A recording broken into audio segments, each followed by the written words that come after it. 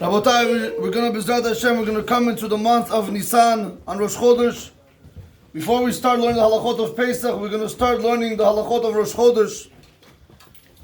He says over here, Chacham Avad brings down that everybody knows that the week before Rosh Chodesh, meaning the Shabbat before Rosh Chodesh, after we recite the Haftarah and then we say the Mishaberach with the Kahal, before we start Asher Yosher and the Tefillah of Mussar of Shabbat, the Shalich Tzibur has to mention and has to inform the Kahal, the congregation, on which day Rosh Chodesh falls out on, whether it's going to be 1 or 2 days. However, we have a special month, Rabotai, and the month of Tishrei, which is also coming up in a few months, Rosh Hashanah that is. Over there we do not mention Rosh Chodesh because everybody knows that's the day of judgment. And the Pasuk says, B'kisei Yom Chagenu, on the day when the moon was covered, that's the only time you do not say Rosh Chodesh, and it comes out to be on Tishrei. Rabotai, is a person allowed to fast on Erev Rosh Chodesh? Ava pi sheminhag tov litanot be'erev Rosh Chodesh kodem hamolad. Even though it's a good custom, Rabotai, to fast on Erev Rosh Chodesh before the Molad, v'chen be'erev Rosh Hashanah.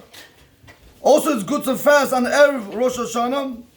Kishu adam bari ve'yachol lisbol hatanit. If he's a healthy person, he's able to tolerate the fast. Chacham Avad says there's something very important, and a lot of us unfortunately think that today we have a very high piety level of being more pious than anybody else in the world, and we take a lot of stringencies upon ourselves. And I want to read it for you inside, because we have to be very careful, Rabotai. I say this a million times. Make yourself a rabbi, and you remove yourself from any doubt. We hear 1 or 2 halachot, whatever it might be, a good story here or there, and we start applying it, not knowing if this is something that we really have to do or not. And then we wonder why we completely fall off. Even though he says over here that it is a good custom to fast on Erev Rosh Chodesh and on Erev Rosh Hashanah, nevertheless, Rabotai says over Mikol Makom, nevertheless, Talmid Chacham, a Talmid Chacham, Om Milamed Tinikosh Lo Yitanu'u.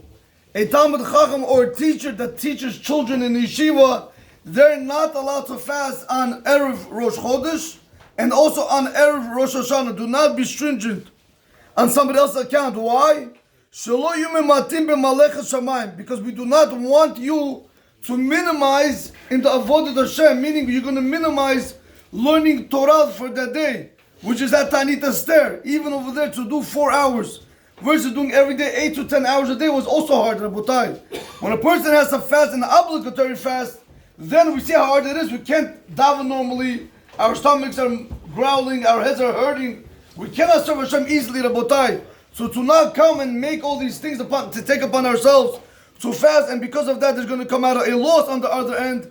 Chacham Avad says, one should not do so, no Talmid Chacham and no teacher, they should not fast nor on Erev Rosh Chodesh, nor on Erev Rosh Hashanah. What about employees, Rabotai? The halakha will apply to employees also. If they're working, let's say from Sunday to Friday, and now they decide to fast, it came out on one of the days, which is not an obligatory fast, he wants to be stringent on himself, and by him fasting, Rabotai, he's not going to be able to perform versus the way that when he's eating and working, he's not allowed to fast because now you're stealing from your boss. If you're able to perform a certain amount when you have food in your system versus when you do not have food in your system, a person should not fast, Rabotai, because now you're stealing from your balabait. The same halakha applies when it comes to Shovavim. Everybody knows that we just passed through the days of Shovavim, and I know everybody speaks about the importance of fasting and not Tanit Dibur, Tanit, right? Not to eat, not to speak, to read Tehillim all day, 3 times, whatever it might be. Rabotai, all this is good if you're doing it maybe on a Sunday or on a day where you're not going to be able to affect anybody else.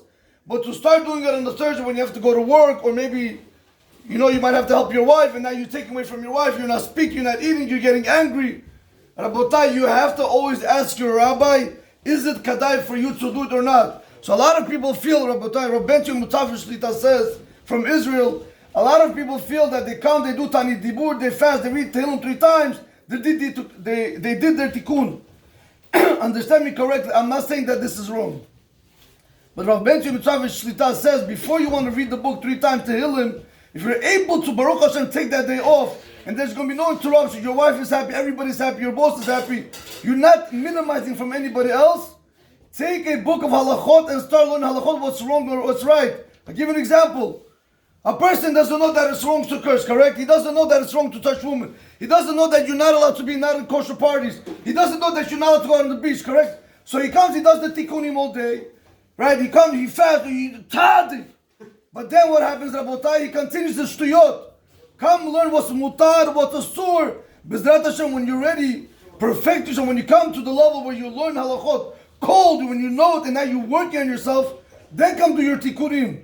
So everything is just the opposite. Rabotai, what's secondary, we made primary. What's primary, we made secondary. That's why he says, Rabotai, they should not even fast, even on the Yortzeit Lolein of their mother or father. Rabotai, remember, it's very big Indian. People fast, they get angry, they curse, they do a lot, they go to sleep, they're not able.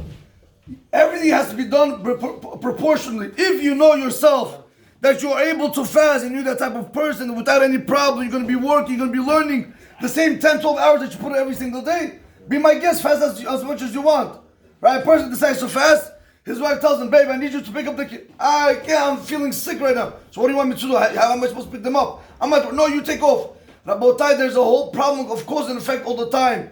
A person has to be very careful, Rabotai, when it comes to these things. Always ask your rabbi, should you do it, should you not do it? And this is one of the mistakes, I don't know, mistake, not mistake, Rabotai. One of the mistakes of a Chassid Shoter, which I was before I started learning halachot, was I would go to shiurim, just like a lot of people do, and they hear this about the Zohar, and they hear Arizal, and they hear the Shulchan Aruch, and you don't know, and now you put on a beard, you put on piyot, you do this, you take a lot of stringency upon yourself, which you B'chlal don't even know where you're holding, and then you cause a lot of shalom bayis between you and your wife, and your whole family, and you say to yourself, what am I doing? Rabotai, this is why, don't just go and listen. After you heard a good shiur, you want to do something, speak it over with your rabbi. I heard that this rabbi said X, Y, and Z. Maybe it's not even written. Why are you doing it? I'm not saying that it's not, but always ask your local rabbi in order the person that knows you, in order he'll tell you if you should do it or not. Rabbi said, when I used to learn with Rabbi Walken, Rabbi Moshe Walken, of course, that is the father, there was a guy over there, a very well-off-to-do guy, a religious guy, with a lot of children. He told the rabbi, I'm quitting my job. He had a business. I don't want to say the business, it was a very big business. He said, I'm quitting my job, and I'm going to sit and learn all day. That's it, no more. What do I need this all of myself for? How much? My rabbi's like, my man, you got 12 children. No, Rabbi, I have emunah in Hashem. So the rabbi told him like this, look, I'll tell you what. You want to sit and learn Torah from Monday through Friday? Let's do this. Take one day Sunday, try all day, see how it goes out. No, Sunday's not going to work out. Okay, try Shabbat. Shabbat's not going to work out. Rabotai, if you can't do it on Shabbat, if you can't do it on Sunday, what makes you think you're going to be able to do Monday, Tuesday, Wednesday? So eventually he did not sit and learn. Because we're so naive, we feel that we can't do certain things where we're not even holding. It's like giving a child 500 pounds to pick up where he can't even pick it up. He can't even pick up 1 pound. You want him to pick up 500 pounds. Rabotai, that was the halachot for Rosh Chodesh of Erev Rosh Chodesh. A little bit of Mussar in the Sefer Olam Midot. He brings down over here that what we're continuing from what we started last time regarding being tolerant and not being kapdan, not being particular about every little thing, about overlooking. He says over here, there's somebody you have to be very tolerant with, and very, very tolerant. And if not, the person might, chas v'shalom, go down the drain. Who's this person? Huh? The wife. That's all I know. Wife. Which is very important, of course, the wife. We spoke about it before, it was the wife. Rabbotai, but over here he says a person has to be very tolerant with himself. Just like you have to learn how to tolerate other people, a person also has to learn how to tolerate his own setbacks. Rabbotai, we don't see it. We don't wake up in time, we get upset. We don't learn the amount we want to, we get upset. Rabbotai, everything is a work in progress. You have to be tolerant even with yourself, because that's how you build step by step. He says over here, אלא גם עם עצמו יש לו להתאזר בסבלנות. Not only do you have to be tolerant with other people, but also Rabotai, a person has to strengthen himself and be more tolerant with himself. We're very hard on ourselves. We beat ourselves up when something doesn't go the right way. Hadam eno. Thank you.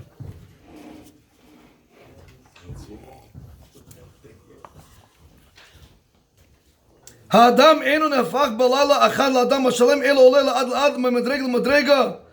Rabotai, listen to this carefully. A person does not change overnight, correct? You go here, Rabbi, the Rabbi says you have to learn 10 hours a day or 2 hours a day, so that's it, I'm doing it.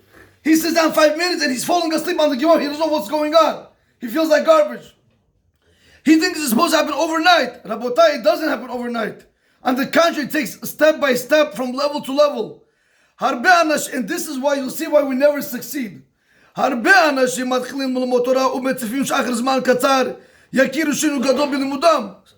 start learning Torah and they feel that after some short time they're going to have a very big change in learning. They're going to know how to learn Rashi, Tosfot, Gemara, Rishonim, Achronim. But if they see that they're not changing, they give up hope. They give up hope. They say, I can't do this. It's not working. And then they start to begin again. They want to start a second time. Again, they're not successful. And then they go ahead and they give up once again. A person needs to know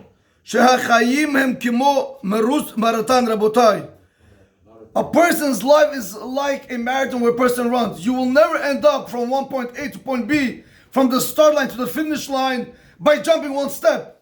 In order to get from point A, from the start to the finish, you gotta take a step after step after. I haven't seen anybody, unless a helicopter throws you there or somebody fires you over there, there's no way you're gonna be able to get from start to finish. It's step by step, Rabotai. This is the secret. When a person has to toil inside constantly in Avodah Hashem and with tolerance. You see, it doesn't work for you one day, come again. Second day, come again. Keep on coming, Rabotai. Because eventually it's going to get you. Eventually you're going to become, you're going to perfect yourself. And there's no doubt. If a person is going to toil according to his level, according to his ability, he's going to go up from level to level, from strength to strength. From where's the proof? Like it says in Masechet Megillah,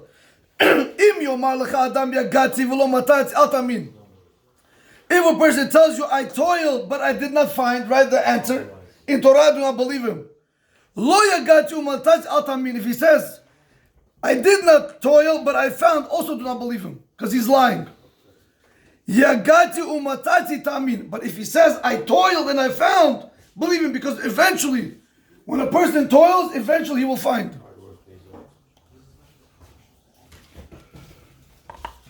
Rabotai, over here, how do we do this? All this sounds good, right? It sounds easier. It's said easier than done. So how does one do this? So I told you guys this on Purim. Rabotai, there's 2 letters. We are so afraid, I'm telling you right now, I don't know who we're afraid of. And I'm not speaking about that we're afraid of our wives. We're so afraid of the world, of what people are going to say about us, that we always give in to the world. Rabotai, you want to see success not only in your life, in your family, in your children, etc. In Klal Yisrael as a general, there's 2 letters that a person has to learn how to say. And that is no. N-O, no. We teach our children to say no day in, day out. Say no to drugs, say no to girls, say no to bad friends. But we, Rabotai, like parents, behave like animals. We go to a place where we're not supposed to be. And we can't say no because our chodo are our friends. And we expect our children to say no. Rabotai, it's not going to happen. What's the proof? No to oligarch? No to everybody, Rabotai. Only yes to Hashem. Rabotai, what's the proof? Mordechai HaTzadik, when he did not attend Achashverosh's party, all the Jews went. But he did not attend. When Haman started coming, everybody started bowing down to him. He did not bow down. He said no. Who did he say no to? What did he think Haman knew? He said no to himself, Rabotai. I'm not going to do this because I'm serving Hashem. If you're able to tell yourself, no, I'm not going to do X, no, I'm not going to do Y. Tell yourself, it's okay, Rabotai, not believe me, you're not going to die. by saying, no, I'm not watching, no, I'm not spending time on my phone 3-4 hours a day. I'm not going to do it. Say to yourself, no, you will see Rabotai. Just like Mordechai Tzaddik was able, because of his stubbornness, to save Klal Yisrael, because of him, Rabotai, we are here today. And remember the rule. What you do today, are you able to say no to yourself? Tomorrow your children are also going to be saying no. They're also going to be able to say no. But if you, Chas v'Shalom, don't say no, and you give in to all the pleasure of the world, your children also tomorrow are not going to be able to say no. That's why when you have to come and learn Torah and you get tired, say, no, I'm going to continue. You can't wake up in the morning and say, no, I'm not going to go back to sleep. I'm telling you, try this a few times by saying no. Your mind will get the message. That's no, so why am I even fighting with him? Baruch Adonai Olam. Amen.